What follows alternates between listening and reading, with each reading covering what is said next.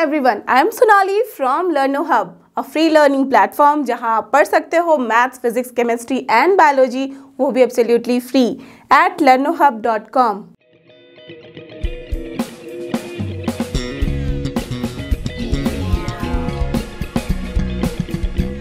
तो बच्चों हो जाओ तैयार, आज हम करेंगे सॉल्व एनसीईआरटी सॉल्यूशन ग्रेड 11 का चैप्टर 1 सेट और उसके अंदर एक्सरसाइज 1.4 के questions 1 to 6। So let's get ready with your pen and paper.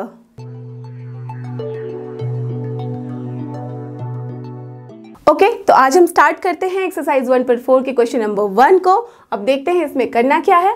Find the union of each of the following pairs of sets. ठीक है, तो सबसे पहले हमें ये पता करना है कि ये वर्ड क्या है। आप सबको पता है दिस टर्म इज यूनियन, और वो होता क्या है, इसको हम रिप्रेजेंट करते हैं यू। ठीक है, यू से। ठीक है, बट इसका मतलब क्या है? इसका मतलब होता है ऑपरेशंस ऑन सेट। जब हम बात करते हैं ऑपरेशंस ऑन नंबर की, तो आप सबको पता है addition, subtraction, multiplication, division and all so on. तो सिमिलरली जब हम ऑपरेशंस ऑन सेट्स की बात करते हैं तो उसका मतलब होता है यहाँ union, intersection, complements and everything, ये सब चीजें जो आप आगे आगे पढ़ते जाओगे। ठीक है, तो अभी हम बात कर रहे हैं यूनियन की। By name also you can understand, जब हम यूनियन की बात करते हैं तो that means yes we have to get united, एक जगह पे रखना है, यहाँ फ्रेंडशिप करवानी है। ठीक है, इकट्ठे रखना है। ओके, तो दैट मीन्स जब भी हम किसी दो सेट की बात करेंगे, अगर हमारे पास एक सेट है जिसमें ग्रेड 11 के सारे स्टूडेंट्स हैं और एक सेट है दूसरा बी जिसके अंदर सारे ग्रेड 12 के स्टूडेंट्स हैं, और अगर हम इन दोनों का यूनियन निकालना है तो क्या करना होगा? उन सबको भाई एक साथ मिला दो, एक बड़ा सा रूम प्रिपेयर करो, उस रूम के अंदर उन सबको रखा, तो वो हो गया हमारा, वो क्लासरूम जो हो गया वो हो गया 11 एंड 12 का यूनियन। ठीक है, तो ये होती है इसमें चीज़ें। अब हम चेक करते हैं कि एक्चुअल में डेफिनेशन क्या कहता है। जब हम इसको जनरलाइज करते हैं तो आप बहुत लोगों को कन्फ्यूजन होती है कि यहाँ पे हम बोलते हैं कि x such that x belongs to a और x बिलोंग्स टू b, यहाँ पे और लिखते हैं। और का मतलब देखो, और का मतलब हिंदी में जो होता है वो होता है एंड। ठीक है, तो just don't get confused with that word. तो हम ऐसे लिखेंगे इसको, अगर हमारे पास दो सेट है a एंड b। ओके, ठीक है, कोई भी एक सेट ले लिया हमने ए एंड बी, तो अगर हमें यूनियन निकालना है तो हम उसको यू रिप्रेजेंट करते हैं, ए यूनियन बी। अब ये क्या होती है, जब ये दोनों सेट है तो ऑब्वियस ही बात है कि ए यूनियन बी जो है वो भी सेट होगा, तो रिप्रेजेंटेशन वैसे ही लिखेंगे हम, कर्ली ब्रैकेट स्टार्ट करेंगे। और हमें जब सेट बिल्डर फॉर्म में लिखना होता है, हमें क्यों सेट बिल्डर फॉर्म में यहाँ लिखना है? क्योंकि हम डेफिनेशन दे रहे हैं और डेफिनेशन हमेशा जनरलाइज फॉर्म में होता है, और जनरलाइज फॉर्म कौन करता है? ये सेट बिल्डर फॉर्म। करेक्ट, तो यहाँ x says that x belongs to A और we will write x belongs to B। ठीक है, अब देखो, अब वो वाले एग्जाम्पल मैंने दिया था ना कि जब हम दोनों का यूनियन करते हैं ग्रेड 11 और 12 के बच्चों का। अब सपोज वहां से एक बच्चा उठ के कहीं बाहर गया, ठीक है, और मैं बाहर से आ रही हूँ, मैंने आपसे पूछा, किसी और से पूछा जो कि किसी ग्रेड 6 का बच्चा है सपोज, उससे पूछा कि अच्छा भाई बताओ मुझे वो कौन है, तो वो क्या बोलेगा? मैम यहाँ पे ना ग्रेड 11 और 12 वाले भैया दीदी को रखा गया है, उनका यूनियन हो रहा है वहाँ पे। दैट मीन्स वहाँ पे उन लोगों को कुछ मिक्स करके पढ़ाया जा रहा है जो दोनों के काम आने वाली है। तो दैट मीन्स वो जो भैया और दीदी है ना, वो या तो 11 के हो सकते हैं या 12 के, राइट।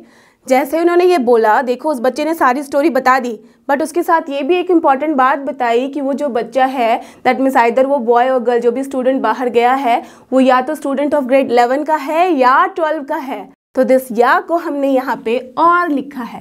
ठीक है, समझ में आई बात क्यों ये हम जनरलाइज देते हैं यहाँ पे डेफिनेशन? ओके, तो now just start with question number 1 here. यहाँ पे x is given 1 3 5, fine. y जो दिया है वो है 1 2 3। अब हमें निकालना है x यूनियन y, तो हम लिख देंगे x यूनियन y, ये हमारा सेट होगा, तो that's why we will write like this. अब इसके अंदर हमें कौन कौन से टर्म्स लिखने हैं, कौन कौन से एलिमेंट्स लिखने हैं? तो सिंपल सा फंडा है भाई, जो भी है x के अंदर वो पहले सारे लिख डालो, क्योंकि हमें दोनों को साथ में लिखना है, सारे के सारे को लिखना है। तो हमने लिख दिया यहाँ पे 1 3 5। अब इसके बाद हमें क्या करना है, जो भी एलिमेंट्स हैं b में और यहाँ पे है y में, तो उन सबको लिखना है। तो पहले देखो यहाँ 1 है जो कि हमने ऑलरेडी लिख रखा है। आपको पता है कि हम रोस्टर फॉर्म में क्या नहीं करते, रिपीटेशन नहीं करते, तो दैट्स वाई हम 1 नहीं लिखेंगे। अब देखो 2 की बात आई, 2 इसमें नहीं लिखा है हमने यहाँ पे, तो that's why we will write here 2। क्या हम 3 लिखेंगे? ऑफ कोर्स नहीं, क्योंकि ऑलरेडी यहाँ पे लिखा हुआ है। तो हमारा ये हो गया क्लोज यहीं पे। अंडरस्टूड? अब बोलोगे आप मैम ये तो है नहीं, आपका इसमें ऑर्डर में नहीं है, 1 3 5 2 है। तो आपको मैंने क्या समझाया था कि रोस्टर फॉर्म में आइदर आप ऐसे लिखो और आप 1 2 3 5 ऐसे लिखो, किसी भी ऑर्डर में लिखो, आपका आंसर जो है वो दोनों में ही सेम है, दोनों ही करेक्ट है। बट ऑलवेज रिमेंबर रिपीटेशन नहीं होनी चाहिए। Got it? ठीक है, तो आप लोगों ने जो भी आंसर लिखा है वो करेक्ट है, उसको करेक्ट कर लो। अब चलो नेक्स्ट क्वेश्चन का आंसर फटाफट लिख डालो। तो इसमें हमें निकालना है A union B. A given है AEIOU जो कि हमारा इंग्लिश अल्फाबेट्स है, और बी है ABC। अब दोनों को हमें कंबाइन करके लिखना है। तो लेट्स स्टार्ट। क्या करेंगे? करेक्ट, हमें सबसे पहले AEIOU लिख देना है। ठीक है, पहले वाले एलिमेंट का सारा हमने यहाँ, पहले वाले सेट का सारा एलिमेंट हमने यहाँ लिख दिया। अब इसके बाद क्या करेंगे? ए ऑलरेडी है तो चलो नहीं लिखते हैं। बी हमने अभी तक नहीं लिखा है क्योंकि वो वॉवेल होता नहीं था। तो अब यहाँ पे ऐसा नहीं कि वॉवेल हो जाएगा, राइट? हमें यहाँ बस लिखना है इनका यूनियन। और ऑलवेज रिमेंबर जो यूनियन है ज़रूरी नहीं है कि वो हमेशा वॉवेल हो। ठीक है, तो ये हो गया हमारा बी एंड सी। तो दिस इज आवर आंसर। ठीक है, अब चाहो तो आप इसको ऑर्डर में भी लिख सकते हो। पहले लिख दो ABC एंड देन EIOU, मतलब जो भी फॉर्म में आप लिखोगे वो आपका आंसर करेक्ट होगा। बस कोई भी एलिमेंट हमें छोड़ना नहीं है और कोई भी एलिमेंट रिपीट नहीं करनी है। Clear? Okay, now let's go to question number 3। ठीक है, अब यहाँ पे हमारे पास A equals to x such that x is a natural number and multiple of 3. Okay, x such that x is a multiple of 3 और साथ ही साथ नेचुरल नंबर है। और बी सेट क्या कहता है? बी सेट कहता है x has that x is a natural number, यहाँ पे भी नेचुरल नंबर है, ओके, एंड लेस देन 6। तो ठीक है, देखो ये वाला जो क्वेश्चन है, इस क्वेश्चन में दोनों ही सेट को हमने लिखा हुआ है सेट बिल्डर फॉर्म में, राइट? जैसे ही सेट बिल्डर फॉर्म में लिखा है तो ऑलवेज आप याद रखो कि जब हमारे पास जो क्वेश्चन होता है ना, वो जिस तरीके से पूछा जाता है हमें आंसर भी वैसे ही करना चाहिए। जैसे कि पहले वाले क्वेश्चन में हमारे पास रोस्टर फॉर्म है तो हमने आंसर रोस्टर फॉर्म में किया, ठीक है। दूसरे में भी रोस्टर फॉर्म है तो हमने आंसर रोस्टर फॉर्म में किया। अब यहाँ पे जो तीसरा क्वेश्चन है वो हमारे पास सेट बिल्डर फॉर्म में है। जब क्वेश्चन सेट बिल्डर फॉर्म में हो तो आप ट्राई करो कि आप उसका आंसर सेट बिल्डर फॉर्म में ही दो। आप अंडरस्टैंडिंग के लिए रोस्टर फॉर्म में लिख सकते हो और लिखने के बाद फिर आप चाहो तो उसको सेट बिल्डर फॉर्म में कन्वर्ट कर सकते हो। Got it? चलो तो हम चेक करते हैं अब यहाँ क्या करना है। x such that x is a natural number and multiple of 3। तो इसका क्या मतलब है? चलो अगर मैं चाहूँ यहाँ पे कि इसको रोस्टर फॉर्म में लिख दूँ तो क्या होगा ये बताओ मुझे। हाँ, नेचुरल है और मल्टीपल ऑफ 3 है तो ऑब्वियसली बात है नेचुरल नंबर 1 से स्टार्ट होता है, मल्टीप्लाई किया 3 तो क्या हो गया 3, तो उसके बाद हो जाएगा 6, देन 9, देन सारे टेबल उसके एंड सो ऑन। ठीक है, अब हमारे पास b यहाँ पे सेट क्या होगा? b जो होगा वो है natural number and less then 6, तो 1 2 3 4 एंड 5। ठीक है, क्योंकि लेस देन 6 है तो ये है हमारे पास a और ये है हमारे पास b। अब आप चाहो तो इसको लिख सकते हो आप यूनियन के फॉर्म में। अब अगर चलो हमने इसको रोस्टर फॉर्म में अगर लिखा तो कैसे लिखेंगे? a union b। a union b यहाँ पे हो जाएगा हमारे पास, बताओ मुझे, 1 2 3 4 5 और 3 6 9 12 एंड सो ऑन। ठीक है, ऐसे होगा। तो यहाँ पे जब हमने ऐसे लिखा तो एक्चुअल में आप बताओ मुझे कुछ अच्छे से समझ में आ रहा है या अच्छे से लिख रहा है आंसर? नहीं ना। तो दैट्स वाई हम क्या करते हैं, हम इस तरह के कंडीशन में आंसर को ट्राई करते हैं कि हम भी उसे सेट बिल्डर फॉर्म में लिखें।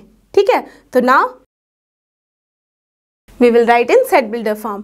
तो अब ये हमारा आंसर क्या हो जाएगा? a union b will be, अब देखो हम लिख सकते हैं x such that x is a multiple of 3 or less than 6, comma x belongs to natural number। समझ में आई बात? यहाँ पे हमने सेम चीज़ों को जैसे वहाँ पे एक्सप्लेन किया गया था आंसर क्वेश्चन में a एंड b को, वैसे ही हमने a यूनियन b को भी एक्सप्लेन कर दिया।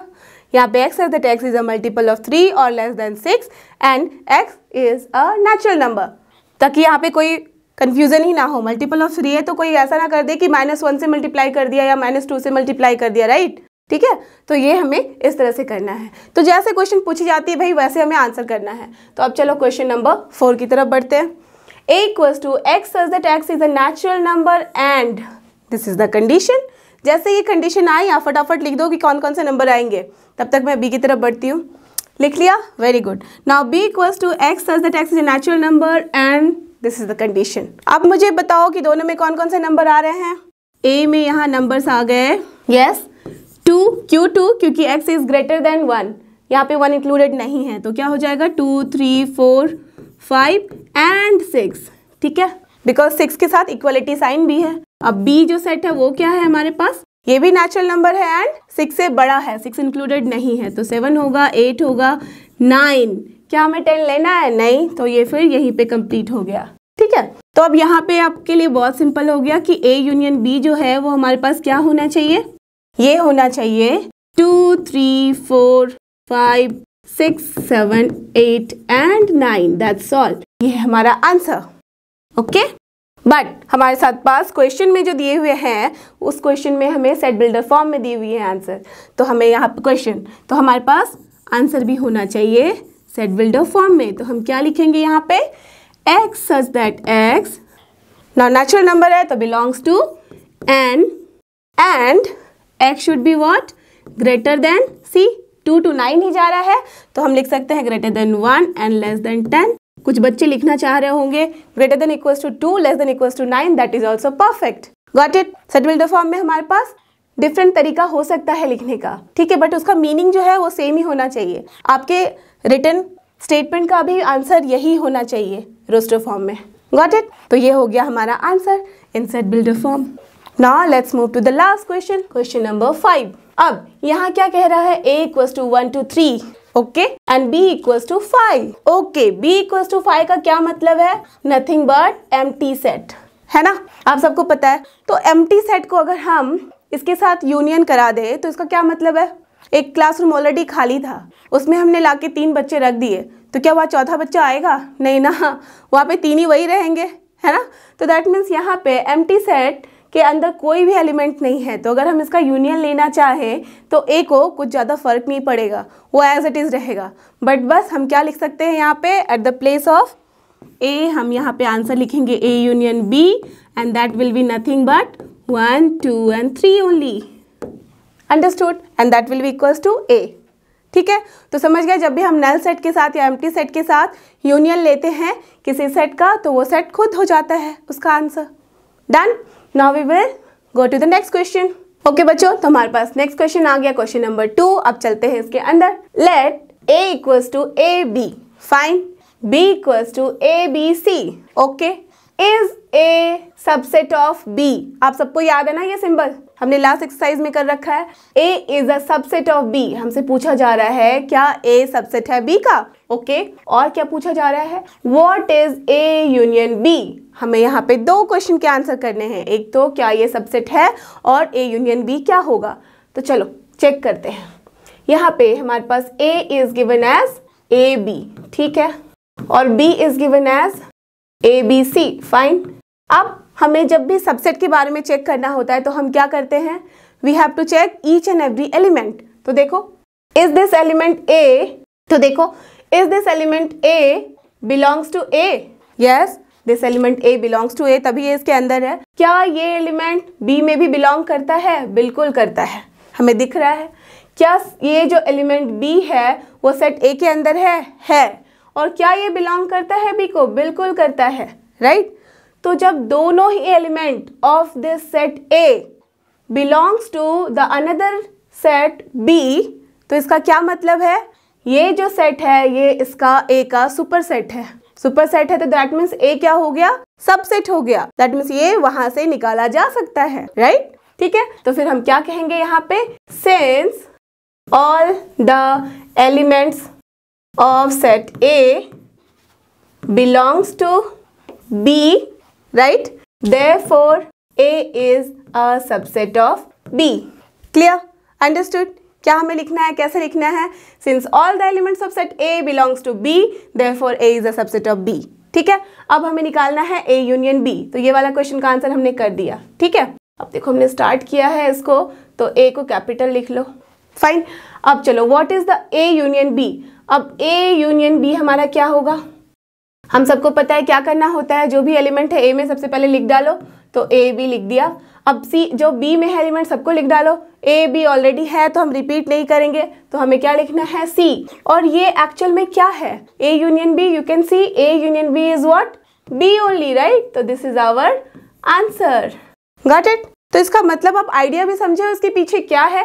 जब भी कोई सेट एक दूसरे सेट का सबसेट होता है तो अगर हम उन दोनों का यूनियन निकाले तो क्या हो जाएगा, ये जो सुपर सेट है जो इसको इम्पोज कर सकता है, जो सुपर सेट है जहाँ से इसको निकाला गया है, उसी के साथ अगर हमने मर्ज किया तब भी क्या होगा, ये हमारा सुपर सेट रहेगा और यहाँ पे ए यूनियन बी भी रहेगा। अंडरस्टूड। जैसे अगर ग्रेड 11 के आप स्टूडेंट हो, ठीक है, और आप अभी स्कूल में जाओगे, ठीक है, तो आप स्कूल में जब जाओगे तो स्कूल में जितने स्टूडेंट हैं ऐसा तो नहीं है ना कि उसमें बढ़ जाएंगे नंबर उसके, क्योंकि स्कूल में ऑलरेडी ग्रेड 11 के स्टूडेंट रहते हैं। आप आ गए हो भी घर, बट कल फिर जब जाओगे आप स्कूल, ठीक है, तो उस स्कूल में वो वाला जो सेट है वो तो रहेगा। तो हम जब यूनियन लेते हैं तो ऐसा कुछ नहीं कि वो डिफरेंस वहाँ पे क्रिएट कर रहा है, वो ऑलरेडी उसका पार्ट है। तो वो बाहर भी निकल गया तो सबसेट बन के बाहर निकल गया है, अंदर भी गया है तो वो उसको सुपर सेट तब भी बनाएगा और वो उसका हो जाएगा यूनियन भी। Got the idea. तो दैट्स वाई यहाँ पे हमारे पास ये आंसर है।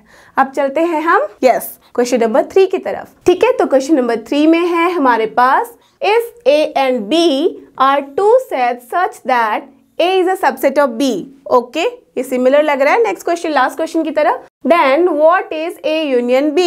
आई know you all got the answer, सबके पास आंसर है क्योंकि हमने ये ऑलरेडी डिस्कस कर रखा है। तो क्या हो जाएगा, जब भी हमारे पास कोई ऐसा सेट है जो कि सबसेट है दूसरे सेट का, तो दैट में सारे element of A will be there in B, सबके सब मौजूद होंगे B में ऑलरेडी।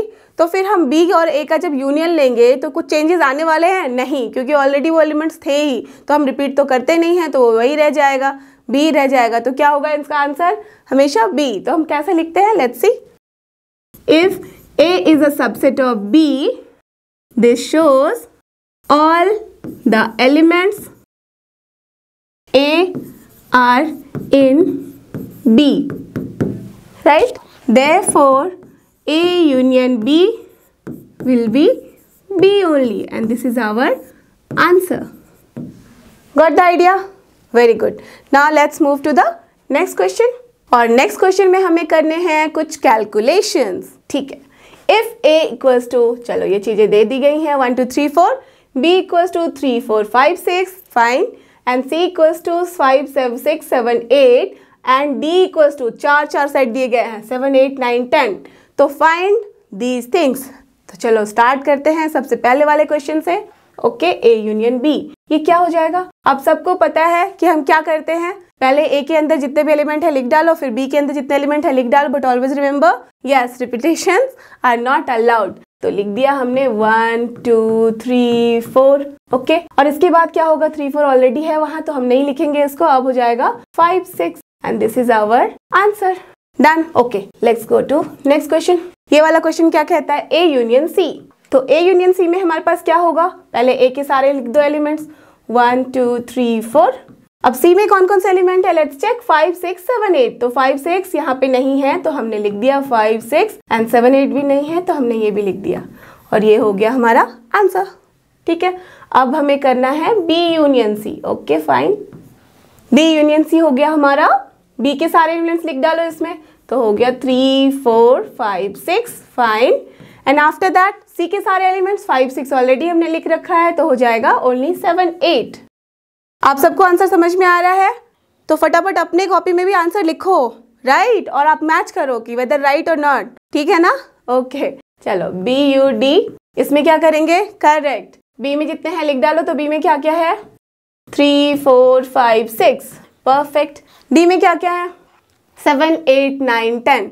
तो 7 यहाँ पे नहीं लिखा था, तो 7 8 9 10 ये कंटिन्यू हो गया।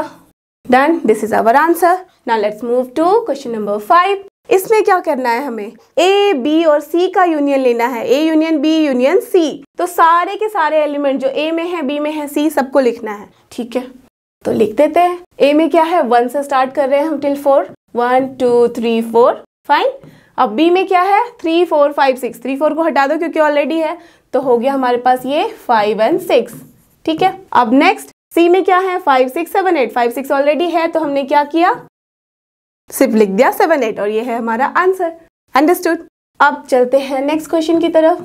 यहाँ पे हमें अगेन वैसे ही करना है, but A union B union D लेना है। ओके, तो ए यूनियन बी तक तो सेम चीजें हैं, तो यहाँ तक 5 6 तक आप लिख डालो जैसे लिखा है यहाँ पे। तो हो गया 1 2 4 5 एंड 6। ठीक है, अब डी के बारे में चलते हैं। तो डी क्या है यहाँ पे 7 8 9 10, तो इसके आगे बस हमें इंक्लूड करना है 7 8 9 10, बिकॉज वो ऑलरेडी हमने नहीं लिख रखा है। तो ये हो गया हमारा answer. Understood, don't be confuse, ये 9 है। ठीक है, अच्छा अब चलते हैं लास्ट आंसर की तरफ। B union C union D, A को छोड़ दो, बी से जितनी चीजें हैं सब लिख डालो इसमें विदाउट रिपीटेशन। तो क्या हो जाएगा हमारे पास, बी कहाँ से स्टार्ट होता है, 3 से, तो 3 4 5, क्यों लिखा हमने 5, बिकॉज 6 5 6 इसमें भी है, तो 5 6। अब यहाँ पे सी में 5 6 है तो वहां नहीं लिखेंगे, 7 8 लिख डालेंगे। अब डी में क्या क्या है, 7 8 ऑलरेडी हमने लिख लिया है, तो 9 एंड 10। Got the idea? कैसे लिखना है, कुछ नहीं करना है, बस जितनी चीजें हैं ना उसके अंदर सब लिख दो, हैप्पी हो जाता है। उनको साथ में खेलना बहुत मजा आता है, राइट? ओके, तो अब हम चलते हैं नेक्स्ट क्वेश्चन की तरफ। ठीक है बच्चों, तो अब हम चलते हैं अपने नेक्स्ट क्वेश्चन 5 की तरफ, जिसमें हमें करना है इंटरसेक्शन। ठीक है, find the intersection of each pair of sets of question 1। Okay, question 1 में जितने सारे क्वेश्चंस किए थे ना, वहां हमने यूनियन निकाला था, अब यहाँ हमें निकालना है इंटरसेक्शन। तो ठीक है, चलो जस्ट लाइक यूनियन हम इंटरसेक्शन के बारे में भी चेक कर लेते हैं कि क्या करना है हमें यहाँ, और इसको हम कैसे रिप्रेजेंट करते हैं।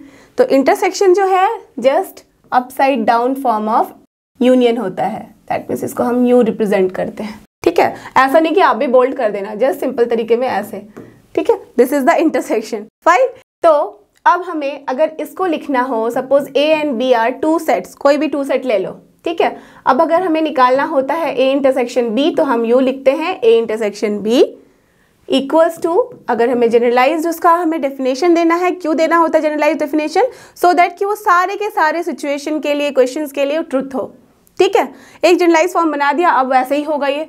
तो ये होता है x such that x belongs to A and x belongs to B। वहां पे हमने एंड की जगह और लिया था, ठीक है, और यहाँ हमने और की जगह एंड लिया है। तो क्या मीनिंग है दोनों का, वो वाला तो आप अच्छे से समझ गया हो। अब चलो सेम वाला जो हमने वहाँ पे लिया था एग्जाम्पल क्लास 11 और 12 के स्टूडेंट का, यहाँ पे भी वही लेते हैं। ठीक है, अब क्लास 11 के एक स्टूडेंट का कोई भी है एक रूम में और दूसरे रूम में है क्लास 12 के स्टूडेंट। अब यहाँ पे हमें दोनों को यूनाइट नहीं करना है, एक क्लास रूम में नहीं बिठाना है दोनों को। अब हमें क्या करना है, मैंने एक बाहर क्लासरूम के सामने एक बोर्ड लगा दिया है, ठीक है, और वहाँ पे लिखा है M इंटरसेक्शन C, और वहाँ M और C का क्या मतलब है पता है, मैथमेटिक्स एंड क्रिकेट। अब मुझे वहाँ पे उन्हीं स्टूडेंट को बिठाना है जिनको मैथ्स भी अच्छा लगता है और क्रिकेट भी अच्छा लगता है। ठीक है, अब जो 11 के सारे स्टूडेंट्स हैं उनमें से कुछ स्टूडेंट तो ऐसे होंगे जिनको मैथ्स और 11 और क्रिकेट दोनों पसंद है, और सेम वे यहाँ पे भी 12 में भी कुछ स्टूडेंट होंगे जिनको मैथ्स और क्रिकेट दोनों पसंद है। तो मैं सिर्फ वही वाले सारे स्टूडेंट को वहाँ बिठाऊंगी। अब उनमें क्या चीज़ कॉमन है, मैथ्स एंड क्रिकेट। ठीक है, अब हो सकता है कि किसी और स्टूडेंट को कुछ पसंद हो, किसी और को कुछ पसंद हो, किसी को कुछ भी नहीं पसंद हो, ऐसा भी पॉसिबिलिटी है। ठीक है, तो हम यहाँ पे बस बात कर रहे हैं कॉमन चीज़ों की, जो दोनों में कॉमन हो। यहाँ पे वो फ्रेंड्स तभी बनते हैं, साथ में तभी बैठते हैं जबकि उनके अंदर कुछ कॉमन चीज़ें हैं। क्लियर? ठीक है, तो अब हम सॉल्व करते हैं क्वेश्चन, तो इससे अच्छे से समझ में आ जाएगा। चलो, क्वेश्चन नंबर 1 में क्या है, आपको पता है x क्या था 135 यहाँ पे, और y है 123। अब हमें निकालना है x इंटरसेक्शन, इंटरसेक्शन को यूँ लिख देते हैं, और y। अब इसके अंदर क्या होगा, लास्ट वाले चीजों में हमने क्या किया था, यूनियन जब निकाल रहे थे तो सारा जो भी x में है वो सब पहले लिख डालो, बट यहाँ वो नहीं करना है हमें। यहाँ हमें कॉमन चीजें देखनी है, जो x में भी कॉमन हो और y में। तो क्या कॉमन दिख रहा है, चलो चेक करते हैं 1 को।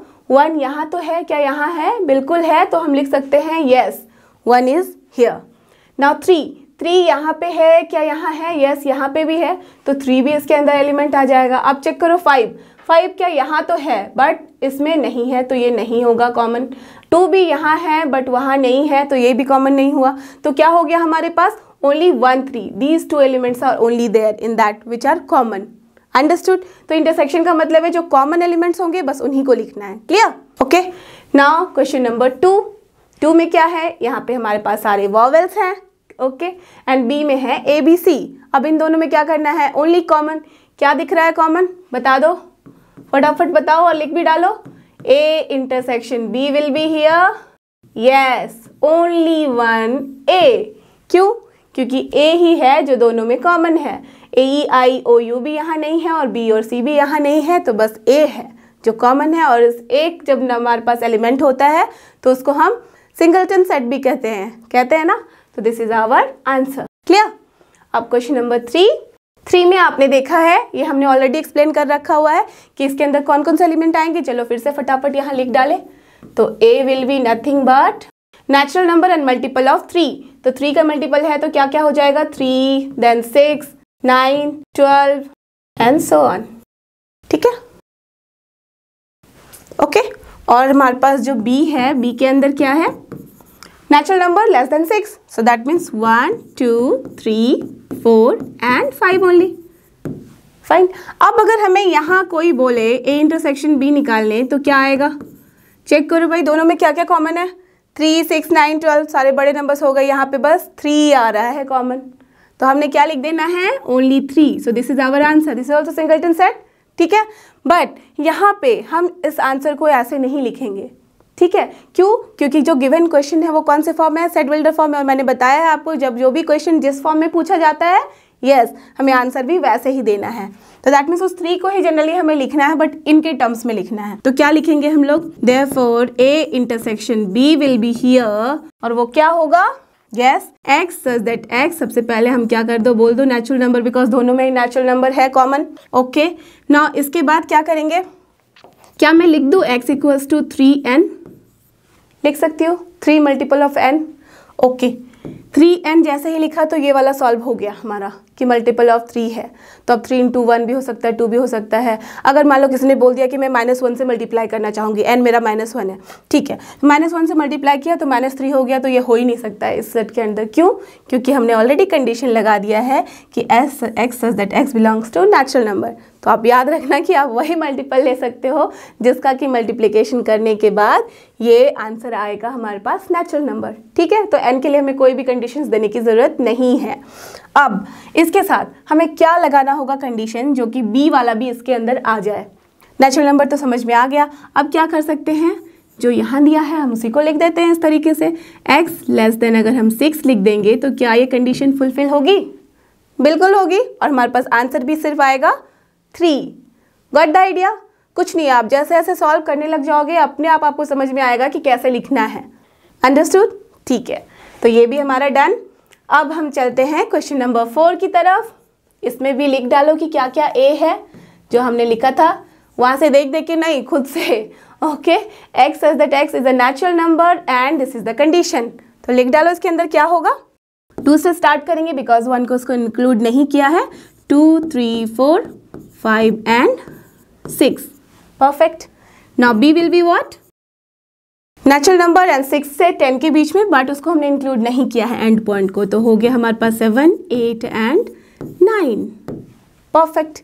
Now we have to write in set builder form. तो चलो लिख दिया हमने सेट बिल्डर फॉर्म में क्या होगा। अच्छा, उसके पहले चलो आपको मन है तो मैं लिख देती हूँ ए इंटरसेक्शन बी को यहाँ पे कौन से फॉर्म में बताओ? रोस्टर फॉर्म में। क्या होगा कॉमन? क्या कॉमन है? 2, 3, 4, 5, 6 है यहाँ, और यहाँ 7, 8, 9 है। कुछ भी कॉमन नहीं है, तो क्या करेंगे? खाली जगह छोड़ देंगे और ये हो जाएगा हमारा empty set.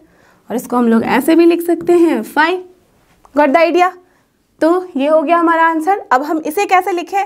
Set builder form में। सेट बिल्डर फॉर्म में 5 को आप बहुत तरीके से लिख सकते हो, बट यहाँ जो क्वेश्चन है उसी तरीके में हमें लिखना है। तो उसके लिए हमें क्या करना होगा? X such that x, natural number तो दोनों में है, चलो इसको हमने बिलोंग करा दिया नेचुरल नंबर से। अब इसके बाद क्या करना है हमें? दोनों की कंडीशंस।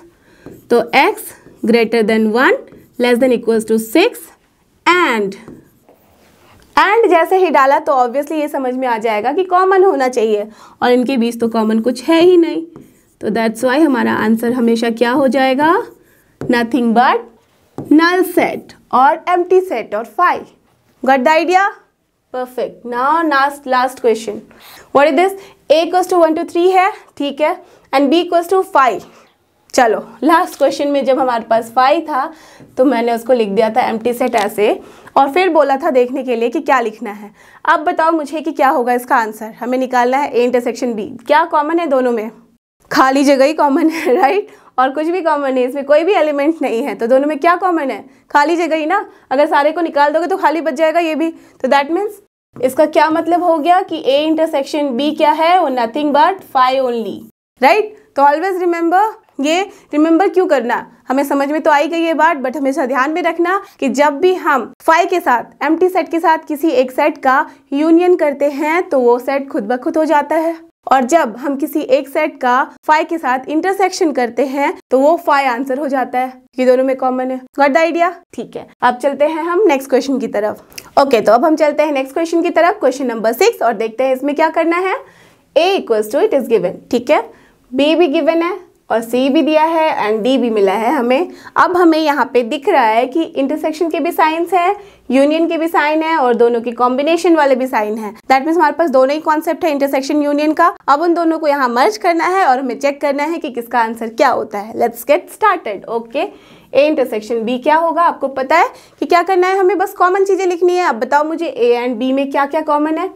3, 5, 7, 9, यहाँ 7, 9, 11, 13। आपने एक चीज नोटिस करी, दोनों में ही और इनफैक्ट सारे के सारे में हमें ऑड नंबर्स लिए गए हैं सिर्फ, ठीक है।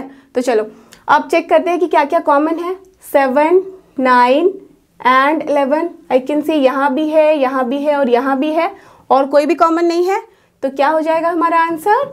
Nothing but 7, 9, 11। Done, good. आप लोग भी स्टार्ट करो सॉल्व करना, है ना, pen and paper. So start.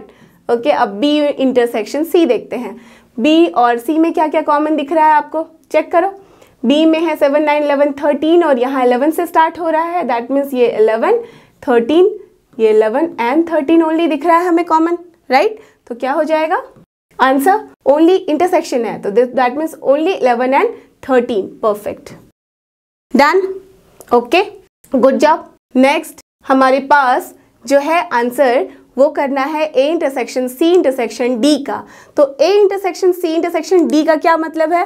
तीनों के अंदर जो कॉमन चीजें होंगी, तो तीनों के अंदर चेक करते हैं कौन कौन सी कॉमन चीजें हैं। A और C में आ जाते हैं। A और C में आप देख सकते हो यहाँ पे 11 तक है ऑड नंबर और यहाँ 11 से स्टार्ट ही हो रहा है, तो सिर्फ 11 आ रहा है A एंड C में। अब हम चेक करना है C एंड D का, तो हमें चेक करना है C एंड D का, तो आप चेक कर सकते हो यहाँ पे सिर्फ 15 है, बट उन दोनों का कॉमन क्या था? 11। तो ऑब्वियसली 11 एंड 15 कॉमन नहीं है, तो that means this will be nothing but 5। Got? Very good. Now A intersection C। अब हम चेक करेंगे A इंटरसेक्शन C में, तो जब हम A इंटरसेक्शन C का चेक करते हैं तो क्या हो जाता है, यहाँ 11 तक के ऑड नंबर है और यहाँ 11 से 15, तो एक ही कॉमन आ रहा है जो कि है हमारा 11, तो this is our answer. Perfect. Now B intersection D। Now let's go to B intersection D। क्या है इसमें? B में हमारा है 7, 9, 11, 13 और D में है 15, 17, नो कॉमन, तो यहाँ फिर आंसर हो जाएगा 5। आप इसको एम्प्टी सेट भी लिख सकते हो, ठीक है। ओके, अब यहाँ है B यूनियन C हमारे पास ब्रैकेट में है, दैट मीन्स बोर्ड मास हमने पढ़ रखा है, जो भी ब्रैकेट पे होगा हमें पहले कर लेना है। तो चलो हम यहाँ पे सॉल्व कर लेते हैं B यूनियन C फर्स्ट। तो यहाँ निकाला हमने B यूनियन C। क्या होगा ये चेक करो, B के जितने भी एलिमेंट है सब लिख डालो इसमें। ओके, लिख दिया। क्या क्या है? 7, 9, 11, 13, ठीक है, 7, 9, 11, 13।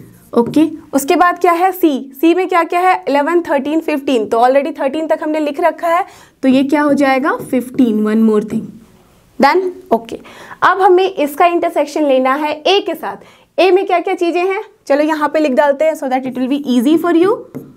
तो A में 3 से लेके 11 के सारे ऑड नंबर, तो 3, 5, ओके, 7, 9 एंड 11, ठीक है। अब इन दोनों में हमें लेना है intersection A intersection B union C। तो क्या क्या कॉमन दिख रहा है? परफेक्ट, 7, 9 एंड 11 दिख रहा है मुझे भी, आपको भी वही दिख रहा होगा, राइट। तो ये हो गया हमारा nothing but 7, 9 as well as 11। Done, good. अब चलते हैं नेक्स्ट क्वेश्चन की तरफ। A intersection D। A और D में क्या कॉमन है? ये 11 तक का ऑड नंबर है और ये 15 and 17, nothing common, that means again it is empty set. Done. अब चलते हैं next question, B union D निकालना है यहाँ। B यूनियन D क्या होगा, चलो लिख देते हैं यहाँ पे हम। B union D will be, बताओ मुझे क्या क्या लेना है B यूनियन D। सारे B के लिख लो एलिमेंट पहले, 7, 9, 11 देन 13 भी है, सो 13, ठीक है। ये लिख दिया। अब डी में क्या क्या है, 15 एंड 17, तो 15 एज वेल एज 17 लिख डाला। ये हो गया हमारे पास बी यूनियन डी। अब इसका किसके साथ इंटरसेक्शन लेना है, ए के साथ। ए ऑलरेडी हमने यहाँ पे लिख रखा है। चलो चेक करते हैं क्या क्या कॉमन है। चेक अगर हमने किया यहाँ पे क्या क्या कॉमन है, तो दिख रहा है 7, यहाँ भी 7 है, 9 यहाँ भी 9 है, 11 यहाँ भी 11 है। और कुछ कॉमन है नहीं, तो क्या हो जाएगा हमारा answer 7, 9 and 11। Done, this is our answer. Okay, अब चलते हैं नेक्स्ट क्वेश्चन की तरफ। यहाँ पे क्या है, ए इंटरसेक्शन बी। ओके, यहाँ है A intersection B and B union C. अब चेक करो कि क्या हमने बी यूनियन सी कर रखा है, B union C, yes it is here only. ठीक है, अब A intersection B, A intersection हमने बी यहाँ पे कर रखा है। ठीक है, तो this is our A intersection B. अब इन दोनों में हमें कॉमन निकालना है क्योंकि ये इंटरसेक्शन दिया हुआ है।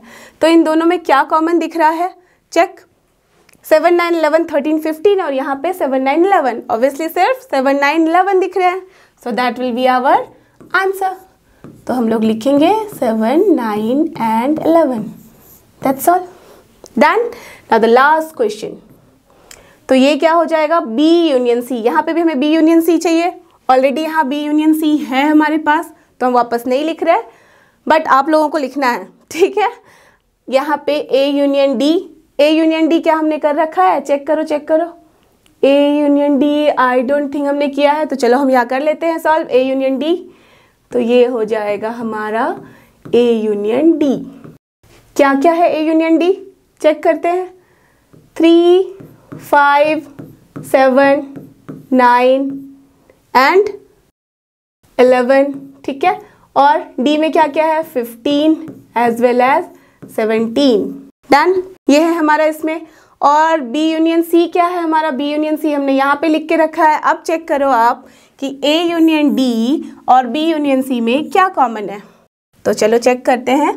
ए यूनियन डी में 3, 5, यहाँ पे 3, 5 स्टार्ट नहीं हो रहा, 7 से हो रहा है। चलो 7 चेक करें।